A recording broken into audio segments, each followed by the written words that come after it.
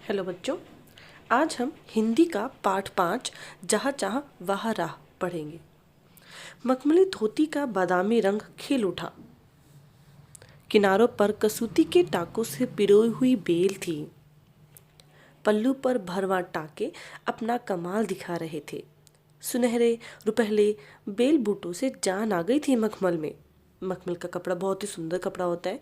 उसके ऊपर पहले वो खुद से इतना सुंदर और उसके ऊपर उन्होंने भरवा टाके का काम किया और इतनी सुंदर सुंदर बेल बूटे सजाए उस पे कि बिल्कुल उस कपड़े में जान सी आ गई। इन बेल बूटों को सजाया था इला सचानी ने।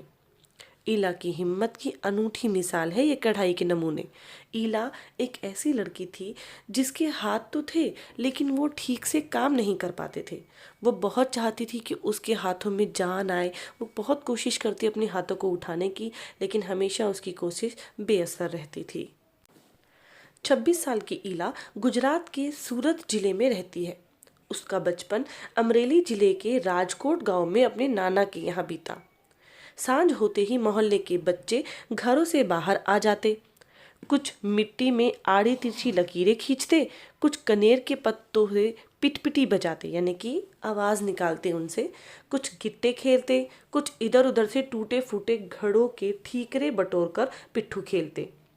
जब इन खेलों से मन भर जाता तो पेड़ की डालियों पर झूला डालकर ऊंची ऊंची पेंगे लेते यानी कि बड़े बड़े लंबे लंबे झूले लेते और ऊंचे स्वर में एक साथ गाते, कच्चे नीम की नींबोरी सावन जल्दी आइयो रे। ईला गाने में तो उनका साथ देती पर उनके साथ पेंगे नहीं ले पाती, क्योंकि अगर आपको बैठना है झूले पे तो आपको रस्सी को कसकर पकड़ना होगा और पकड़ने के लिए हाथों की जरूरत होती है। रस्सी पकड़ने को हाथ बढ़ाती मगर हाथ तो उठते ही नहीं थे। वह चुपचाप एक किनारे पर जाकर बैठ जाती। मन ही मन सोचती, मैं भी ऐसा कुछ क्यों नहीं कर पाती हूँ। बच्चे भी चाहते हैं कि ईला किसी न किसी तरह उनके साथ कोई खेल खेले। कभी कभार वो पकड़म पकड़ाई और विश्वामित्र के खेल में शामिल हो जाती। साथियों के साथ जमकर दौड़ती, मगर जब धप्पा करने की बारी आती तो फिर निराश हो जाती। हाथ ही नहीं उठेंगे तो धप्पा कैसे करेगी। वो बहुत कोशिश करती पर उसके हाथों ने तो जैसे उसका साथ ना देने की ठान लिखी हो। ईला ने अपने हाथों की इस जिद को एक चुनौती माना। उसने समझा कि क्या पूरी जिंदगी में ऐसे ही काम करूंगी? नहीं, ठीक है, अगर मेरे शरीर का कोई हिस्सा मुझे सपोर्ट नहीं करता तो मैं अपनी इस कमजोरी को ही अपनी ढाल बना लूंगी। चुनौती। उसने वह सब अपने पैरों से करना सीखा जो हम हाथों से करते हैं। दाल भात खाना, दूसरों के बाल बनाना, फर्श बुहारना, कपड़े धोना, तरकारी काटना, यहाँ तक कि तख्ती पर लिखना भी। उसने एक स्कूल में दाखिला ले लिया। दाखिला मिलने में भी उसे बहुत परेशानी हुई। कहीं तो उसकी सुरक्षा को लेकर चिंता थी, कहीं उसके काम करने की गति को लेकर।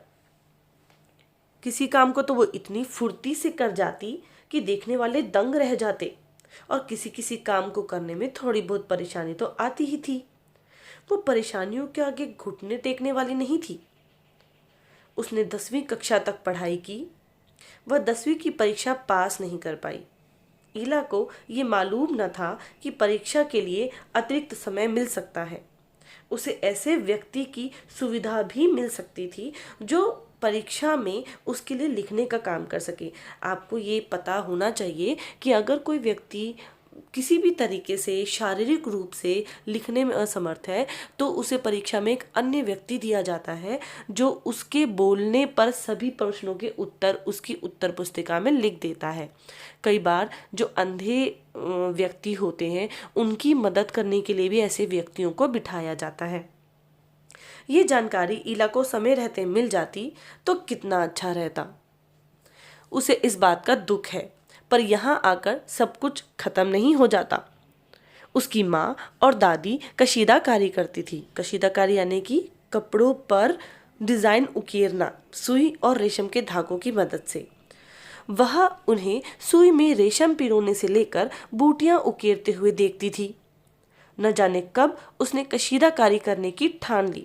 ये बहुत ही अच्छी कला होती है जो आजकल विलुप्त होने की स्थिति में आ गई है, क्योंकि आजकल मशीनी युग है, सब कुछ मशीन से बनता है, लेकिन हाथ से की जाने वाली कला की तो बात ही अलग होती है। यहाँ भी उसने अपने पैर के अंगूठों का सहारा लिया। दोनों अंगूठों के बीच सुई थामकर कच्चा रेशम पिरोना कोई आसान काम नहीं था, पर कहते हैं ना, जहाँ चाह वहाँ राह। उसे विश्वास और धैर्य ने कुदरत को भी झुठला दिया था। कुदरत क्या कहती है कि आप मैक्सिमम काम अपने हाथों से कर सकते हैं। हमने यही देखा है अपने हाथों की सहायता से, अंगूठों की, ये देखिए ना, आप पेंसिल पकड़ेंगे तो भी अंगूठों की सहायता, ग्लास पकड़ते हैं अपने हाथ से, आपकी उंगलियां उसी तरीके से बनाई गई हैं।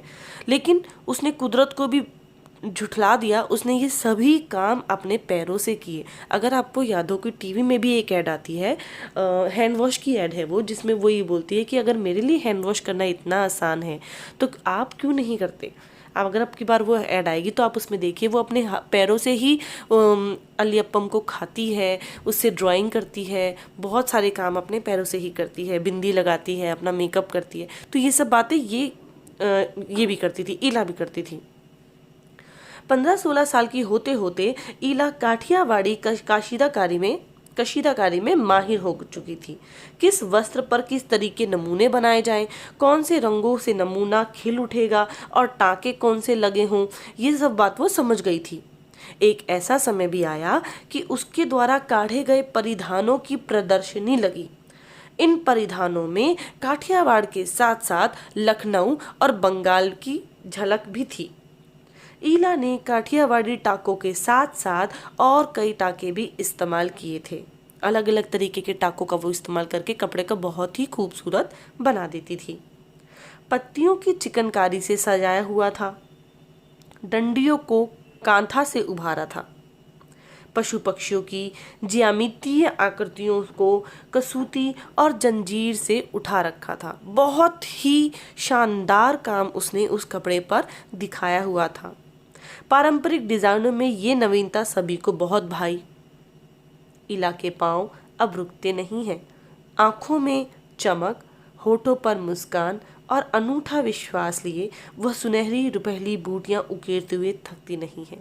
अब उसके हाथ में एक ऐसी कला आ गई थी जो उसके जीवन संचालन के लिए बहुत उपयुक्त थी, उसको पहचान दिलाने के लिए काफ़ी थी। अब उसने ठान लिया था कि वो अपनी कमज़ोरी से हार नहीं मानेगी। सबसे अलग होते हुए भी उसने अपने आप को दूसरे तरीके से सबसे अलग बना दिया कि आज सब लोग उसको उसकी कशीदाकारी की वजह से जानते थे। आइए अब इसके प्रश्न उत्तर करते हैं। प्रश्न 1, ईला को लेकर स्कूल वाले चिंतित क्यों थे? क्या उनका चिंतित होना सही था? ईला को लेकर स्कूल वाले चिंतित थे। वे उसकी सुरक्षा को लेकर व उसकी काम करने की गति को लेकर चिंतित थे। स्कूल वालों की यह चिंता सिर्फ उसकी सुरक्षा को लेकर सही थी। उसकी कार्य करने की गति बहुत तेज थी, इतनी कि सब दंग रह जाते थे। ईला की कशीदाकारी में खास बात क्या थी? ईला की कशीदाकारी में काठियावाड़ के साथ साथ लखनऊ और बंगाल की झलक भी थी। उसने काठियावाड़ी टाकों के साथ साथ और कई टाके भी इस्तेमाल किए थे। पत्तियों को चिकनकारी से सजाया था, डंडियों को कांथा से उभारा था। सही के आगे सही का निशान लगाओ। ईला 10वीं की परीक्षा पास नहीं कर सकी। क्यों?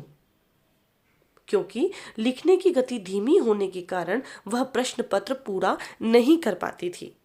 उसे नहीं पता था कि उसको इस काम करने के लिए एक अलग से व्यक्ति भी मिल सकता है। इनमें से जो सही था वो मैंने इसके आगे लिख दिया है। क्या ईला अपने पैर के अंगूठे से कुछ भी करना सीख पाती? अगर उसके आसपास के लोग उसके लिए सभी काम स्वयं कर देते और उसको कुछ करने का मौका नहीं देते तो? अगर सब लोग सारा ही उसका काम कर देते, एक उसे खाना खिला देता, कोई उसके बाल बना देता, तो क्या वो ये सब कुछ सीख पाती? क्या उसे मौका मिलता ये सब कुछ सीखने का? यदि ईला के आसपास के लोग उसके लिए सभी काम स्वयं कर देते और उसको कुछ भी करने का मौका नहीं देते, तो वह अपने पैर के अंगूठे से कुछ भी करना सीख नहीं पाती। इस पाठ में सिलाई कढ़ाई से संबंधित कई शब्द आए हैं, उनकी सूची बताओ। टाका, बूटियाँ, काशीदाकारी, भरवा टाके, कांथा, बेलबूटे, चिकनकारी, जंजीर। ईला या ईला जैसी कोई लड़की यदि तुम्हारी कक्षा में दाखिला लेती तो तुम्हारे मन में कौन कौन से सवाल उठते? हमारे मन में आता कि वो कपड़े कैसे पहनती होगी, वो शौच के लिए कैसे जाती होगी, वो खाना कैसे खाती होगी, खुजली होने पर खुजलाती कैसे होगी, क्योंकि हाथों से बहुत सारे काम किए जाते हैं। और जब हम अपने हाथों के लिए अडेप्टेड हैं, हमें अपने हाथों का आदत पड़ चुकी है कि हर काम हम अपने हाथ से करते हैं, तो हमारे लिए ये सोचना भी बहुत मुश्किल हो जाता है। इस लेख को पढ़ने के बाद क्या तुम्हारी सोच में कुछ बदलाव आए? हाँ, मेरी सोच काफ़ी बदल गई है।